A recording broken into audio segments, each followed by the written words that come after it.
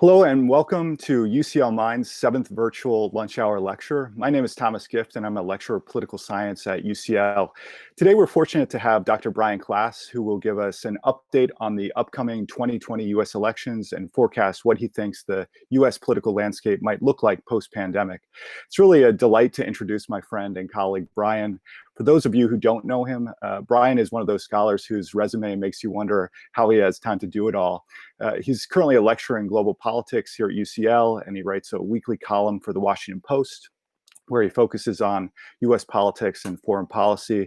He's also host of a terrific podcast, Power Corrupts, which has received stellar reviews for its in-depth exploration of subjects ranging from fake news and nuclear weapons to ransom and the international arms trade. And if that wasn't enough, Brian is also the author of 3 books, The Despot's Apprentice, The Despot's Accomplice, and How to Rig an Election. So with that introduction, I'll hand the virtual mic over to Brian and say that we're very much looking forward to the conversation. We will be taking questions via Slido after the talk. Information to join that conversation you should have already received and will be visible on the screen in front of you. So I hope you enjoyed the lecture today, and now over to Brian. It's a pleasure to be here, and thank you very much, Thomas, for that very kind introduction. We're speaking now at a moment of national crisis in the United States, international crisis, of course, with the pandemic, and a series of interlocking crises in the United States that Donald Trump is dealing with. The 3 interlocking crises, as you might guess, are the public health issue of the pandemic, the economic fallout associated with it, and the cries for racial justice that are coming out of the Black Lives Matter in the wake of the killing of George Floyd in Minneapolis. And these 3 events together are posing an existential threat to Donald Trump's presidency, as well as causing mass upheaval in the United States. And so we've seen a drastic shift in the contours of the US presidential election in the span of about 3 months. And we are now about 3.5, 4 months away from that election on November 3rd. So I'll be previewing what that's going to look like, what the likely outcomes of that will be, what are the X factors that we don't know, because in US politics, there are always many things you don't know. And then beyond that, we'll also be looking forward at what might happen if there's a Joe Biden presidency come January 20th, 2021, or a second Donald Trump term in terms of geopolitics. So with that, I'm going to switch over to my PowerPoint presentation so I can show you some graphs and charts and make sense of a very strange dynamic in a very strange 4 years under Donald Trump. So we're going to start with this, which is the image of Donald Trump coming back from a recent attempted rally in Oklahoma, an area that has a COVID-19 outbreak currently ongoing and raging. And Trump made this the cornerstone of his relaunch of his re-election campaign. The idea was he was going to go to Oklahoma, pack a stadium, and show people that the flagging poll numbers that he's had are not real, and in fact that he can still fill a stadium. And of course, what happened was something quite different, that about 6,000 people showed up. It was not well attended by Trumpian standards. And this image, in a nutshell, sort of encapsulates what's happening to Trump right now, a bit dejected, down in the polls, looking towards November and unsure whether he's going to win. And the reason why that's the case is, as I said before, the 3 interlocking crises that I mentioned. And the first of these, and this is the one that I think is really important to look at, is the current state of play with COVID-19 in the United States. So what this graph is showing you is a comparison of the US outbreak put against the European Union outbreak with the total number of confirmed COVID-19 cases per day. And of course, the US yesterday hit a new record, well above 40,000 new cases in a single day. And what you're seeing here is that while the EU and the 440 or so million people in the EU have had steadily falling case numbers, plateauing around 5,000 a day for the last month or so, after a major surge, the US never really broke the back of the virus early on and only flattened the curve briefly, and now there's a resurgence of virus cases in a very damaging way. That resurgence is something that is likely to get much worse, and we will see many more cases in the United States going forward. Now, interestingly, this pandemic is not playing out the same way in all parts of the United States. As you might expect, it's a big, diverse country. So if you look here at this chart, what you see in the red line is the US minus New York and New Jersey. And this is the state of the outbreak when you look outside of those two major hotspots. If you look at the blue line, that's New York and New Jersey. So New York and New Jersey, where you saw those stories from April when New York City was totally shut down and was having horrific daily death counts, actually broke the back of the virus. The rest of the United States is quite different. And of course, there is actually a correlation politically here too, because what happened was the early outbreaks were in heavily populated, dense cities, mostly in blue states. And when I say blue states, I mean states that are traditional Democratic stronghold states that Hillary Clinton won in 2016. And then later on, as the virus spread throughout the country, it started to touch communities in red states, areas that Donald Trump has a stranglehold on politically and that are more rural, more suburban. And so when you look at this in terms of the political map, this is the COVID cases mapped against whether they're happening in states won by Trump in red or states won by Clinton in blue. And what you're seeing quite clearly is that the outbreak really has narrowed in those blue states and is surging right now in the red states. And that's terrible timing politically. It's terrible news, of course, for the United States because it's a mass outbreak that's going to be very difficult to get under control. But it's also very bad news for Donald Trump politically because what used to be seen by a lot of his supporters as a New York disease or a China disease is now a disease that is taking root in serious fashion in not just battleground states like Florida and Arizona and Texas, which we'll talk about in a second, but also in states that are traditional Republican strongholds. And when you think about presidential elections, they are decided on the margins. They are decided based on swing voters, people who are not diehard Republicans or diehard Democrats, but rather the persuadable middle. And what Trump is losing right now is the persuadable middle who looks at these charts, looks at these case spreads, and thinks we're in serious trouble under Donald Trump's leadership, which is very good news for Joe Biden indeed. Now, if you look at one of the reasons why this is happening and why this is so dangerous for Trump politically, is that the pandemic, of course, as we all know, disproportionately affects older people. And the most reliable voters in the United States and indeed in most of the world are people who are 65 plus. These people vote like clockwork. So that's a block of voters that you absolutely need to win or at least do reasonably well with if you want to become president of the United States. And in 2016, Donald Trump won that demographic of 65 plus Americans by 10 points, which added up to millions and millions and millions of votes. What's happening now is Joe Biden, who is also in that 65 plus demographic, as of course is Donald Trump, was already liked pretty well by elderly voters. He had high favorability ratings among 65 plus voters. Then the pandemic struck. And when the pandemic struck, what happened was you had a very, very difficult problem for Donald Trump to solve, which is that on the one hand, there was the pressure to manage the economy.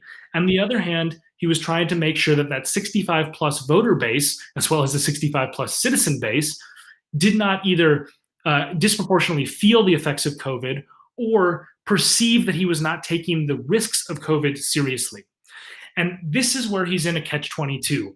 I wrote about this in a Washington Post column about a month ago that I think he has an unsolvable problem on his hands politically. And that problem is that in order to persuade the independents, the people who swing between elections, Democrat to Republican, Republican to Democrat, he needs to convince those people that he's managing the economy really well. But to protect that crucial base of 65 plus voters, he needs to project the image that he doesn't care much about the economy, but rather cares most about their well-being.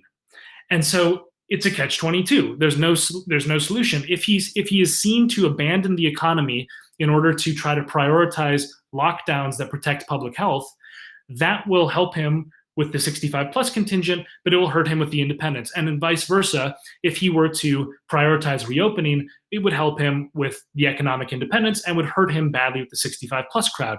And what's happened so far is he's been seen, I think correctly, to have prioritized the economy and the stock market above preservation of public health, which is one of the reasons why he's getting quite a lot of criticism at the moment about not wearing masks in public, downplaying the severity of the virus systematically, and saying things, as he did on Fox News last night, like, eventually the virus will just disappear.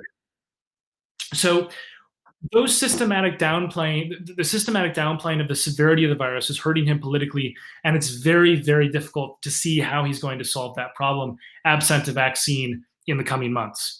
Now, if you look at the approval ratings, and this is, I think, a very interesting point, focus on the bit of the orange, which is the disapproval line, and the bit of the green, which is the approval line, when the pandemic strikes. You can see it. He was edging up.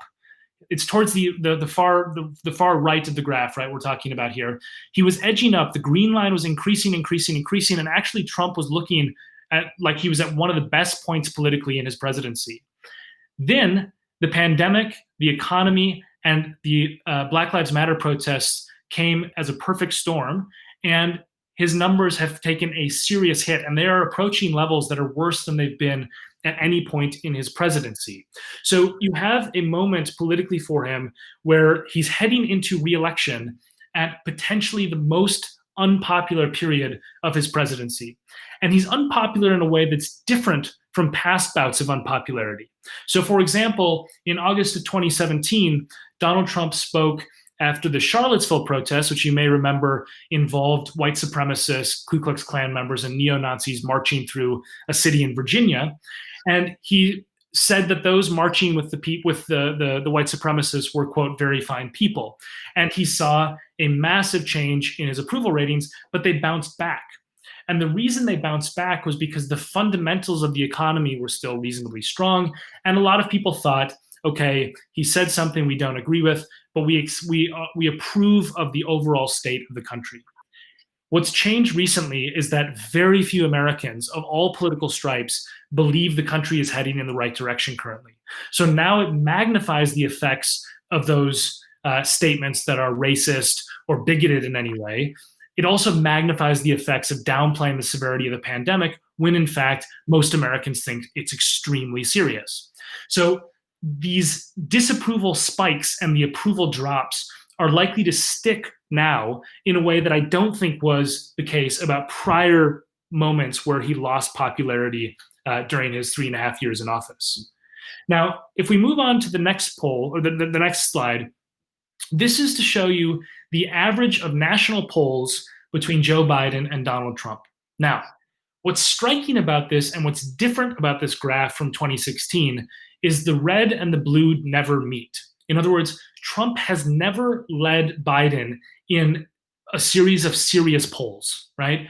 He has always trailed him by between 5 and 9 points for the most part. You know, there's some polls that are outliers that put them closer, but the broad picture of polling that we're seeing is telling us a very consistent story of Biden beating Trump. Now, in 2016, there were moments like this time in 2016, in the summer of 2016, where Trump took the lead over Hillary Clinton, or was at least statistically tied with her, and that's not happening now. The other thing that's very striking here is that when you look at national polls, as we all know from the 2016 experience in which Trump lost the popular vote to Hillary Clinton, but won the election in the Electoral College, the sort of convoluted way that America assigns the winner of the presidency by states. What you saw then was a reasonably narrow popular vote victory of I believe it was 2.5% roughly. If you have a 2.5% lead for Joe Biden, it is still plausible that he could lose the election in the Electoral College. If you have, as you have right now, a 9.4% average national poll lead for Joe Biden, it is impossible to imagine a scenario under which Biden wins by 10 points and loses the election. It's just too large nationally. But what we're also seeing in the polling is that when you dial into those swing states, the so-called battleground states where we don't really know who's going to win, the numbers are consistently positive for Biden there as well. So it's not that there's some massive surge of support for Biden in all the wrong places, aka in states he's already going to win, but rather that he is holding consistent and sizable leads in states that Trump needs to win in order to be reelected president. So I'll show you a few maps here to make this clear for those of you who are a little bit less attuned to geography in the United States with its politics. What you're seeing here is the actual results from the 2016 election by state. And what you can see is there's a sea of red with a couple bits of blue. Now, the reason, of course, that is the case is because what's happened in modern American political history is that Republicans do very, very well in rural America, very, very badly in urban America, and the battlegrounds tend to be fought in suburbs. So you're seeing a sea of red in predominantly rural states, many of them small, right? If you look in the middle of the map, at the top, you see North Dakota, South Dakota, extremely rural states, but they only add up to 6 electoral votes between them. That's the ND and SD you see in the top center of the map. And that's because there's just not that many people who live there. To understand the Electoral College, for those of you who are not familiar with it, the way that it works is there are 538 electoral votes up for grabs, which is why you need 270, a majority, in order to become elected president. The way those numbers break down is you have 100 electoral votes that are allocated based on the Senate. There's 100 senators. Each state has 2 senators. Therefore, each state automatically gets 2 electoral votes. Then you also have added to that the 435 members of the House of Representatives, which is a portion based on population. So, for example, if you look at Minnesota, where I'm from, that's the blue state in the middle and the top, MN. That state has 10 because there are 2 senators, as every other state has, plus 8 members of the House of Representatives. 8 plus 2 equals 10, 10 electoral votes. Now, the reason why it's 538 rather than 535, which is what you'd expect from 100 plus 435, is because you still get 3 electoral votes from Washington, D.C., which you see on the far right of the map in the little block, DC 3, right? So that's why you get 538 rather than 535. So 270 is the magic number. And as soon as you hit 270 electoral votes, you win. You're the president, right? Now, interestingly, almost all of the states record their electoral votes all together, right? So if you see Texas at the bottom center, TX 38, you don't split the votes, right? Even if it's a 50-50 contest in the end and Donald Trump wins by 1 vote, he will get 38 electoral votes. There are a few exceptions to this. You can see this in Maine in the top right of the map, where there's apportionment based on congressional districts. But those are the outliers. They're not normal. Most states allocate electoral college votes, winner take all. Whoever gets the most votes in the state gets all the electoral votes. Now that we understand that, we're all on the same page, I'm going to move to the next slide. What I'm going to toggle between is these 2 slides. This is the 2016 results. I just showed you this. What you'll see here is in the top center, there's a band of 3 states that are red here. WI, right next to Minnesota, where I just talked. MI, Michigan. So we got Wisconsin, Michigan. And then if you go right of that, you'll see PA, Pennsylvania. That little arc there is why Donald Trump is president, because those states are typically Democratic states, and they have been for some time. And he managed to flip them. And he managed to flip them with a grand total of roughly 80,000 votes between those 3 states. So a very, very narrow margin. If all the people who fit in Wembley Stadium switched their votes in those 3 states, then Hillary Clinton would have been president. It was a narrow margin in a country of 330 million people. So if I switch to the next map, if Joe Biden, all he does is wins back those states, he will become the president with 278 electoral votes. So that's the most straightforward way for him to become president, is just to win back the states that have a tendency to be Democratic states anyway. Now, this next map that I'm showing you now, this is the battleground states. These are the ones where we don't know who's going to win. They're generally in play, some of them more so than others, depending on the polls. But what's really striking, if you look at this array of all these states, how many are there? 1, 2, 3, 4, 5, 6, 7, 8, 9, 10. 10 states. If I go back to the first map, all of those states that I showed you as battleground states are red. So in other words, the 10 states that most people accept are the battleground states for the 2020 election are all states that Donald Trump won last time around. In other words, there are no states that are currently considered in play that Hillary Clinton won last time. So Joe Biden doesn't need to run the table, and Donald Trump almost needs to run the table with the states he wins. Donald Trump needs to win most of these 10 states, if not close to all of them, in order to become president. Now, what you'll see here, if you look at the bottom left part of the graph, AZ, which is the brown bit there, Arizona, that is trending highly Democratic. It would be a surprise at this point to me if Joe Biden did not win that state, even though Hillary Clinton lost it in 2016. What you'll note then is there's 11 electoral votes there.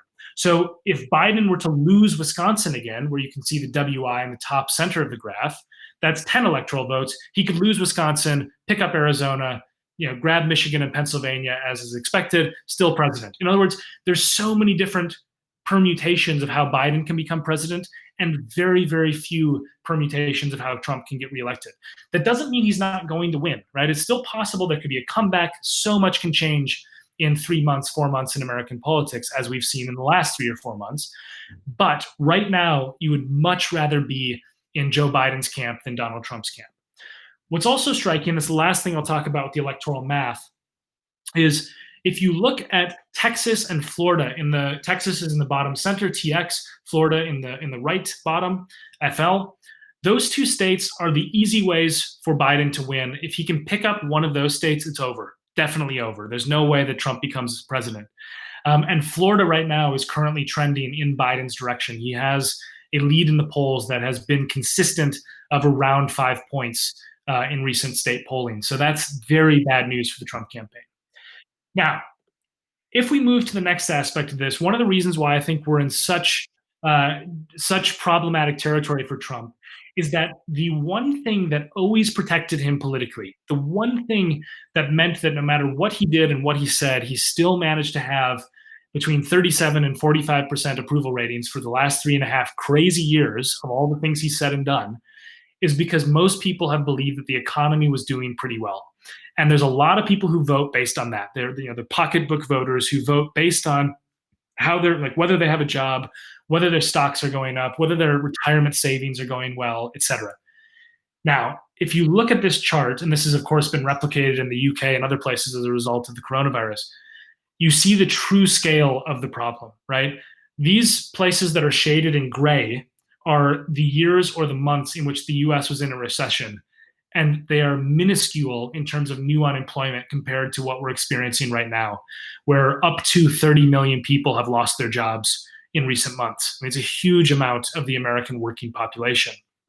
Now, if there are people in the electorate, say those independent swing voters, even the people who voted for Trump last time around, who sort of liked that he was sticking it to the establishment, if they've lost their job, it's harder to pull the trigger voting for someone who they think is amusing or they think is sticking it to the establishment, but they're actually really feeling serious economic pain. And of course, the same is true if your life has been severely disrupted by coronavirus, or if you know someone who has either gotten very ill from it or has died, all while Trump has consistently downplayed the severity of the outbreak and held rallies at moments where public health officials said that was deeply irresponsible. So all of these things that are happening at the same time are to say, normal people in the United States understand we are in crisis, and Trump has not been acting like we are in crisis. In fact, if you look at his Twitter feed in the last day or so, he tweeted enormous quantities of tweets yesterday, and almost all of them were about statues, protecting statues of Confederate leaders, about television ratings of Fox, his favorite news channel, compared to CNN and MSNBC, and also talking about how he was the victim of fake news. So, this is one of the problems with how Trump has handled this politically, is if he had risen to the occasion of how serious the crisis was, he might have been in better shape politically, but he hasn't, and therefore he's in very, very difficult circumstances heading into the November election. Now, I want to shift gears a little bit to talk the last 5 minutes about the international ramifications before we have question and answer.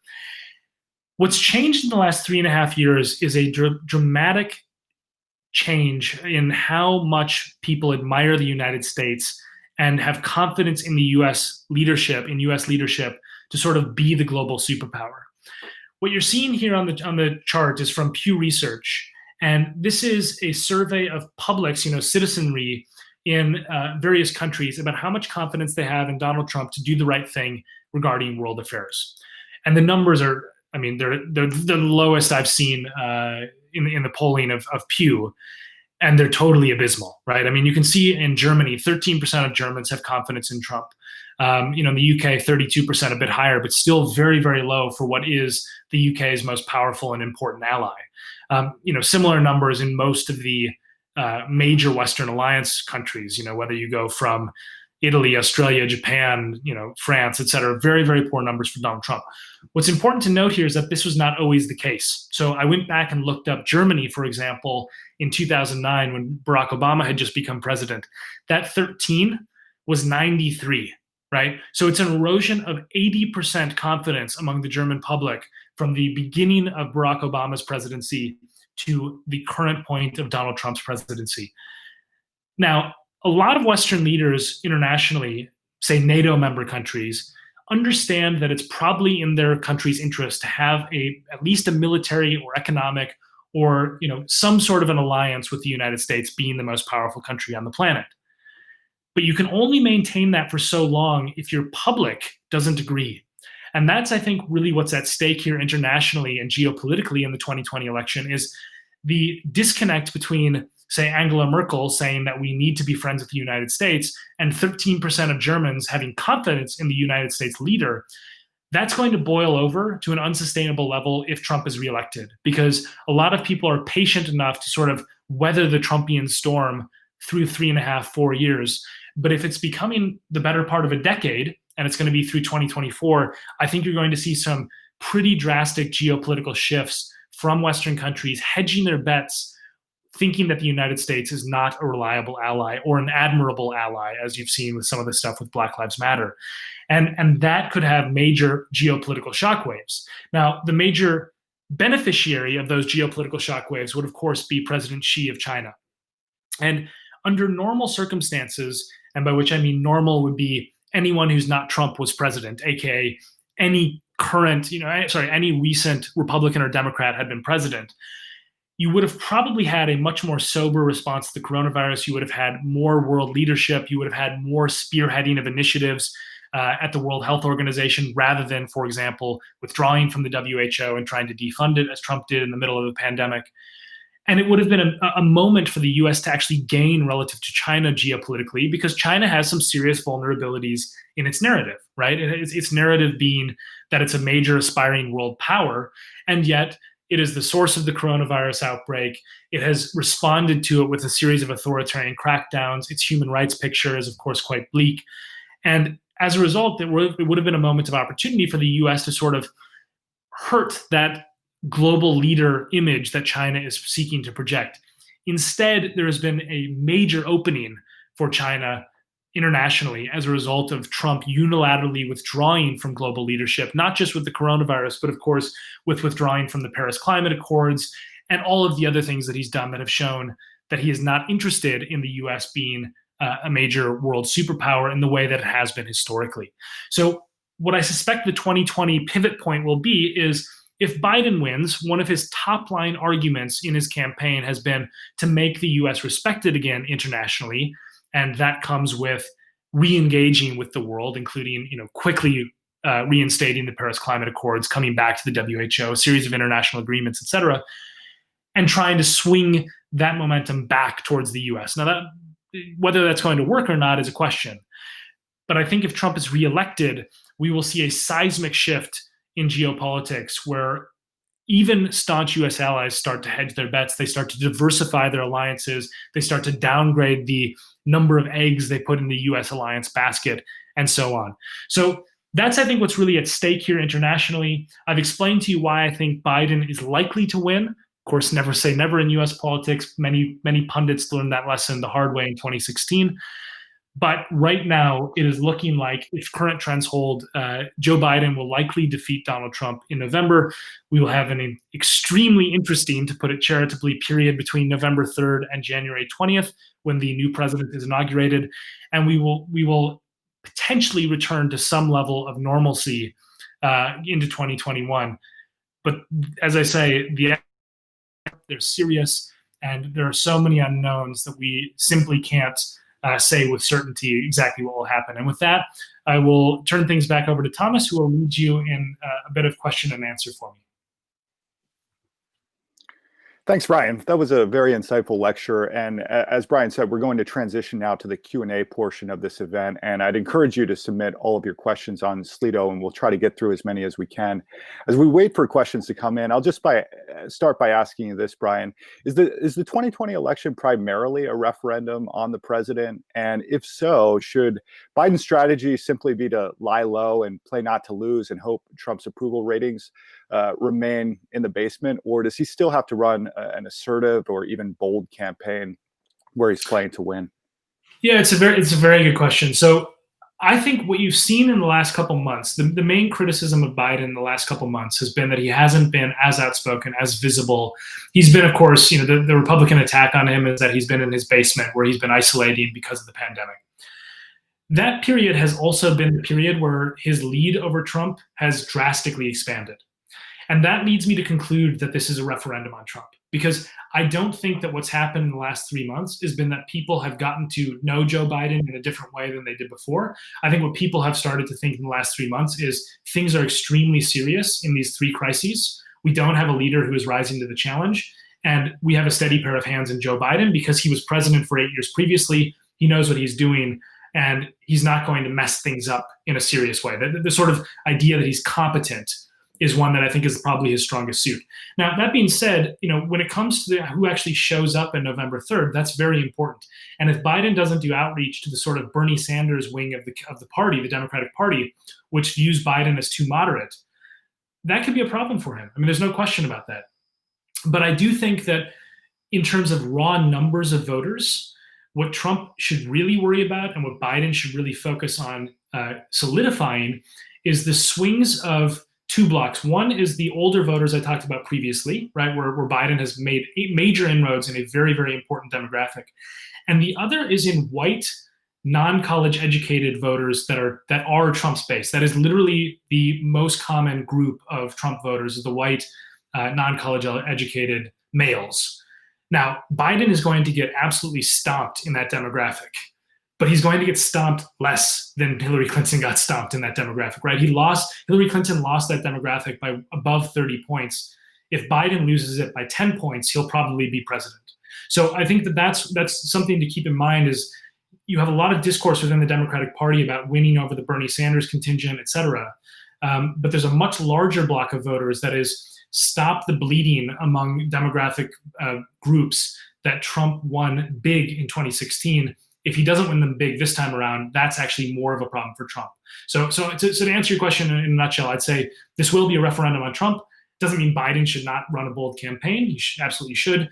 But I think ultimately, this is going to be a lot of people going to the polls and saying, do we want 4 more years of this or not? And I think it's really that simple for most voters. Great. Another question that just came in is, you mentioned the older vote is a very reliable voting bloc. What about younger voters who are also vitally important? What do you think that demographic is going to do in this election, and how might it tip the scale one way or the other? Yeah, I mean, this is a question that I often get from students. And what I try to impress on students is that there is a chicken or egg problem with young voters, which is many young voters are understandably disillusioned with the system that has too often forgotten younger voters. The reason why that happens is because younger voters vote in very small numbers proportionately compared to older voters. And so campaigns do something that is highly rational, problematic, right? I'm not endorsing it, but they do something that's highly rational. They focus their resources on the groups that are most likely to vote. And that, unfortunately, has not been the 18 to 24 demographic in most recent elections. So this time around, I think there is some reason to wonder whether those trends will be different. There is reason to question and raise the possibility that younger voters who are energized by issues like climate change or just energized by issues like Black Lives Matter, which is resonating enormously with younger voters, are going to turn out in numbers that is not expected, right? And that's something that is, again, it's a data point that if that happened would be very, very bad for Donald Trump, because that group overwhelmingly would vote for Joe Biden. That being said, it's, as I say, it's a total X factor. We don't have good polling data on that, because what you do in polls is you ask questions like, are you likely to vote in 2020? If you say yes, you're included in the data. If you say no, you're effectively weeded out of the data. So all we have is self-reporting measures. But if the young people are not being reached by the polls, or they're not saying, they're not participating in polls, which sometimes is a problem, right? Young people just hang up when the phone is ringing. So this is an issue that we don't really have a good answer to. But I do suspect that we will see a spike, albeit possibly a modest spike, in younger voters and in African American voter turnout. And both of those would be good news for Joe Biden. Okay, next question. Do you think Trump's legacy will tarnish the Republican Party in future elections going forward, especially in some of the key battleground states that you were talking about earlier in your talk?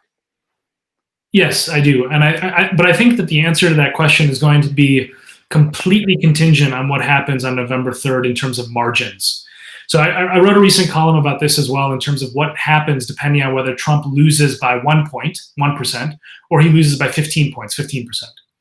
If Trump loses by 1 point, I think what Republicans will do is they'll think, what has happened is that Trump found a winning message. He just didn't have the discipline to execute it. In other words, if he nearly wins by a very, very narrow loss, then they'll say, okay, if we just ran Trump 2.0, somebody who tweeted a bit less, wasn't as overt in his racism, wasn't as into name calling, all these sort of things that on a personal level voters don't like, with the exception of Trump's base, then he would have won, right? Or she would have won.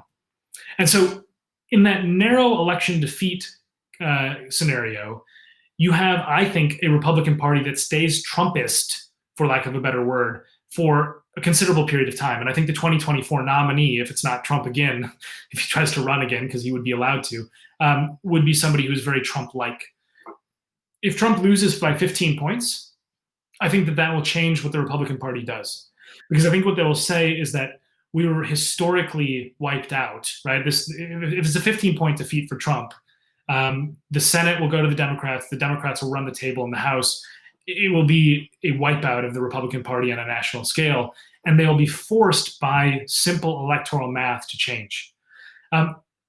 The X factor here, and this is the wrinkle in all this, if you look at the number of people in the House of Representatives in 2016 who were Republicans, and you look at them after 2020 based on people who have lost elections, retired, left, been primaried, in other words, challenged by the Republicans and lost, about half of the people who were the Republican House members in 2016 are not going to be in the Republican House in 2021.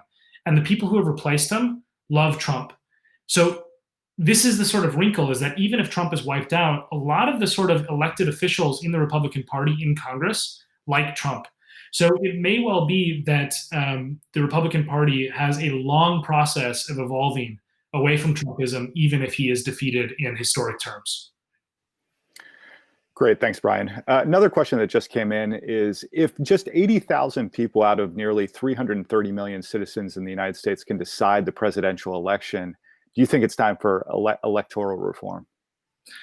Yes, I do. I think there's a series of reasons why that would be beneficial. It would require a constitutional amendment, or there's a convoluted way of doing this called the Interstate, I think it's called the Interstate Electoral College Pact or something like that. I don't remember the exact name. But how you get there is a procedural point. The merits of doing away with the Electoral College, I think, are substantial. And the reason why I think so is, if you map out the campaign visits in the last, say, 6 presidential elections, they are concentrated overwhelmingly. I think it's like 95% have happened in 6 states. And they're not even the 6 largest states, right? There's 6 states that just happen to be divided pretty equally between Republicans and Democrats. And what that means is you get a massive distortion in how campaigns are run. They're run to persuade people in a very small number of states. You get these types of distortions, by the way, in the way that the primary system, which selects nominees for president, occur as well. So, for example, Iowa and New Hampshire are consistently the first 2 states to determine who the nominee for the Democratic and Republican parties are. And because Iowa and New Hampshire are 90+% white, because they're overwhelmingly rural states, you have the presidential campaigns launched and catering to a group of people that simply does not look like America. And that is, of course, the case in battleground states, too. A lot of the battleground states in this election are whiter than the national average. They have different concerns than the national average. And fundamentally, I think it's tough for the United States to sort of be a beacon of democracy when we've had multiple elections in which millions more people have picked someone who ultimately did not become the president. It's the only national office, it's the only federal office in which you can win with having fewer votes. And I think, at some point it's just unsustainable. I also think the reason why I've come around to this point of view is because the demographic trends are skewing that even more. In other words, you're having more and more emphasis of small rural states having disproportionate electoral clout to larger urban states with diverse populations. And I think if the US wants to address some of its longstanding issues on some of those questions, it's going to need a different way of electing presidents. Okay, great. Another question, how do you think that the dramatic Trump narrative of the last few years has impacted the legacy of Obama, other than simple reversals of certain policies? Well, I think I've thought a lot about this question. It's an excellent question. I'll give you the sort of more broad answer first, and then the more technical one. The broad answer is, I think that when history is written about the Trump era, I think what people will say is, Barack Obama, is known to history as the first Black president, along with all the other series of things, healthcare that he accomplished in his presidency, and that Donald Trump was the backlash to the first Black president, and that Donald Trump was, in a way, my hope would be that he is viewed as the sort of last gasp of a country in which it's acceptable and actually strategic to play up white nationalism and racist, bigotry. And so I think that is one way that Obama will be viewed, is that there's this foil of two presidents, right? The one that represents progress in America's racial divide and its longstanding, injustices for ethnic minorities communities, and that there was not a country that was willing to go quietly in hanging on to some of those prejudices. So I think that's one way that I think history will view this period. In terms of the actual legacy of Obama, I think one of the things that's happening is stuff that Obama got through and that Trump has undone is unpopular that Trump undid it. In other words, there's very high support for Barack Obama's signature healthcare policy, very high support for reinstating the Paris Climate Accords. So I suspect that if Trump wins another term, the unpopular stuff will be solidified and could undo Obama's legacy in a big way.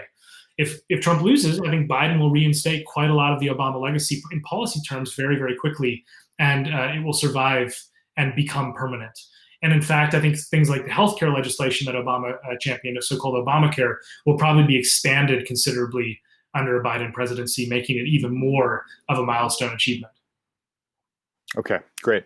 Another question. Do you think that Trump has left a permanent vacuum in international leadership, or will Biden be able to recover U.S. leadership and its reputation fully if he wins? I mean, this is the, 16, $20 trillion, whatever the US GDP question. I mean, it's a huge question that so much hinges on. And I just don't know.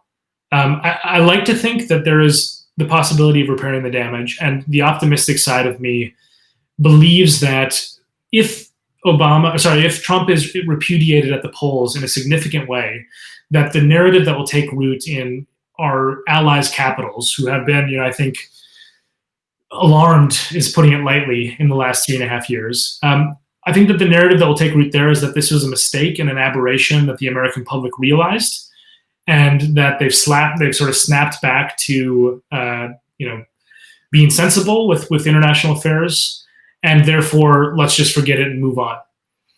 That's the optimistic side of me. I think I genuinely am quite pessimistic if Trump wins re-election, that there will be a unfixable problem in U.S. international leadership. I don't think that the U.S. will be able to recover its sort of position as global superpower by 2024 if Trump were to be reelected. But there's also, there's been longstanding shifts. I mean, one thing that I think we're all prone to do, this is political scientists, pundits, et cetera, is to blame everything on Trumpism. U.S. power has been declining for some time, right? I mean, if we really want to trace the decline, I think it's really back to the sort of Iraq war, the financial collapse. The U.S. has had a receding influence on global affairs for the better part of the last 2 decades. So it may be that Trump accelerated that, and that Biden's attempt at reversing is sort of like, trying to plug holes in a very badly damaged dam in which the water is already leaking out. So, we'll have to see it. Biden will make it a centerpiece of his presidency. And the reason I'm confident he'll do so is because he was in charge of the Senate Foreign Relations and Foreign Affairs Committee for quite some time.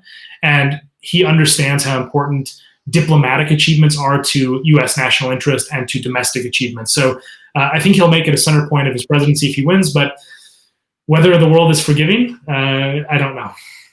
Okay, great. Another question here, and this is something that's probably going to come up in the news in the next few weeks, is what difference will Biden's choice of vice president make? And I guess I'll add to that, do you have any predictions about who he might choose or who you think he should choose? It's a very good question. Okay, so Biden has said that he will pick a woman to be his vice president, which will be the first time that potentially a woman vice president actually wins. There was a female vice president on the ticket in 1984, but that ticket lost. So it could be historic in that regard. There is a lot of speculation, and I think this is what the campaign is saying. It's what the sort of consensus view is right now, is that there's a short list of a few names, and that 4 of the 5 that I've heard are African-American women. The most obvious pick would be Kamala Harris, the Democratic senator from California. But Elizabeth Warren would be the other vice presidential pick that a lot of people have heard of.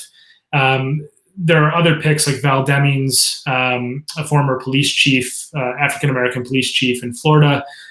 So I don't know is the short answer. In terms of how much it affects turnout and the results, I think it could do significant good for the Biden campaign, have a significant effect in terms of solidifying the Democratic base. So this could be a surrogate that really fires up the people who are less sure about Joe Biden in the first place. I don't think there's that many people, though, in the United States who are going into an election where they decide, do we want 4 more years of Trump? And they're going to be swayed by the vice presidential pick of the Democratic challenger, right? Because of what I said about how this is a referendum on Trump and whether we want 4 more years of this or not, I just don't see that many people saying, yep, he got the vice president pick right, now I will vote for Joe Biden. Or, I'm not crazy about the vice presidential pick for Joe Biden, now I want Trump for 4 more years. It just seems like that's unlikely. What it could do, as I say, is turnout for energizing the Democratic base and really firing up blocks of voters. And of course, there's a question about if you were to pick an African-American vice president, female vice president, whether that would really, fire up the people who care a lot about the Black Lives Matter protests right now. Having an African-American side-by-side sharing power with Joe Biden in the White House could be a signal to those younger voters, for example, we talked about, that Biden has heard them and is taking them seriously. So it's more about consolidating voters that he has or that like him to begin with than it is about winning over new voters that don't like Joe Biden already. Great. One of our audience members asks, how nasty is the campaign likely to get, especially if Biden maintains these poll gaps? And what types of tactics do you think that Donald Trump will pursue, especially if he's feeling desperate going into the elections? I mean, this is going to be the ugliest scorched earth campaign I think we've ever seen. It already is. I mean, the thing that's happening is there's a campaign occurring on social media that Trump is running that is extraordinarily ugly. I mean, conspiracy theories, unhinged accusations, really dangerous rhetoric, I would argue. Stuff that invokes political violence. All that stuff is happening. It's just not necessarily in international news for the depressing reason that it's become normal, which is to say that we've just gotten used to it. So now we no longer report on the latest Trump ad and how incredibly violent the rhetoric is or incredibly bigoted the imagery is, whatever it is. I'll respond also by saying I'm extremely worried about what's going to happen between November 3rd and January 20th if Trump loses. I'm worried what will happen before then, because I think things like voter suppression will be part of the Trump playbook if he's down in the polls, right? Trying to make sure that people who want to vote can't vote. And of course, there's a racial bias to this. We already have a problem with this in the United States where African Americans, I believe, have about 45% longer waiting times than white voters. Latino voters about 46% longer waiting times than white voters on average. So that attempt, I think, especially in the moment of the pandemic where there's already going to be pretext by which you can close polling locations, I'm really worried about that. After the election, if Trump loses, there is this period in US politics between November 3rd and January 20th, the inauguration, where Trump is still in office, but he will have known the result. And it's quite clear he's going to try to discredit the result. He tried to do this in 2016 when he won, right? When he won the election, he claimed that 3 to 5 million people voted illegally, which is it's a lie. I mean, it's totally untrue. There's no evidence to back it up whatsoever. And he tried to discredit that election, even though he won. So the idea that he would try to discredit an election he loses, I do not find far-fetched, right? And he's already been tweeting about this consistently. Now, again, this is where the margins come into play, because if it's a narrow election, that's a very destabilizing thing for the president to do. If it's a landslide election, it will be him screaming into the Twitter wind saying, I was robbed, when in fact, normal people will see the resounding defeat and think, look, even if there were minor irregularities, which there may be, they wouldn't have affected the result. So anyway, I think I'm optimistic in terms of the resilience of American democracy to put who has won the election in the White House. I'm very pessimistic about how ugly it's going to be to get there. Okay, great. One person asks, do you think Joe Biden has more international support? And I guess I'll just reframe that a little bit to ask, what do you think the US-UK alliance would look like under Biden in contrast to what it's been under Trump for the last 3.5 years? Good question. So I think internationally, there's a clear favorite for most countries, with two big exceptions. So I think Russia and China are very keen on seeing Donald Trump reelected. We saw there was interference on Trump's behalf, information warfare launched by the Kremlin, et cetera. I have no reason to believe that won't happen again, or is already happening, which is what the intelligence consensus seems to be. They want him not because he's necessarily going to be better for their issues, although for Russia he probably will be, but more because a splintered, chaotic Western alliance is the best thing for Putin and Xi. Biden, I think, is the clear favorite for most NATO member countries because he values the alliance quite clearly. He doesn't berate them publicly, et cetera. In the UK-US relationship, one of the things that's interesting is Trump has spoken a big game, right? I mean, you, Thomas, know you've been, I'm sure, interviewed many times about the UK-US trade deal, for example, which the BBC often covers. And what Trump has done for the last 3.5 years is said, we're going to fast track it. It'll be top of my list. I'll sign it immediately, right? Well, I mean, each successive month, it hasn't happened. And now the time has run out. There's no way there will be a trade deal, a serious trade deal before the election. So, I think that the idea that Trump is going to do some sort of benevolent trade deal for the United Kingdom is a fantasy. He's a transactional person. The only way that he will sign a deal is if he can publicly claim victory, which to him means the other side loses. Whereas Biden would approach it as, the standard internationalist approach, which I think George W. Bush or Barack Obama or Bill Clinton would have done, which is to say, we all win when there's a good trade deal. And I think that's a problem for the British government, because the British government needs to claim that Brexit has created victories and that global Britain is really doing great trade deals. If Trump comes out and says, I totally rolled over Boris Johnson and got everything I want, and he got nothing, that's a political problem for the UK. So I still think the transatlantic alliance will be close. But as I said before, if Trump wins re-election, it's harder to sell the British public on a close alliance with a country that most people do not have confidence in. Okay, terrific. I think we have time for one more question, and I'll ask one that someone said here that's a little bit more personal, and that is, are there any readings you would recommend to accompany your lecture? And I guess that's accepting your own 3 books, or perhaps the one that you're currently writing. Yes, indeed. The one I am plugging my own book here, but the one that's, I think, the most relevant book that I've written about this is called The Despot's Apprentice, and it's all about Trump's authoritarian streak. And I think that's also something I could have talked about for quite a long time today, because I am worried about American democracy going forward. Other than that, I think, the main thing is all this, I'm not going to recommend any books. And the reason is that they become outdated in Trumpism very, very quickly. Which is to say that so much has changed in the last few months that you read something that's scholarship from 2017 and the world has moved on. What I would say is that there's a lot of very good data analysis that goes on around trying to figure out who's going to win the election at places like 538, which is Nate Silver's website, the New York Times and the Upshot blog. The Atlantic has incredibly good long-form journalism going on right now about major issues like race in the United States. like issues around the pandemic. So, if you're interested in U.S. politics, I think the things to do are to read the Washington Post. Of course, I'm plugging, I write for them every week, but the Washington Post and the New York Times are the two dailies that I read every day. And then for longer form stuff, the New Yorker and the Atlantic. Vox is a more wonky version of it, but I think quite good.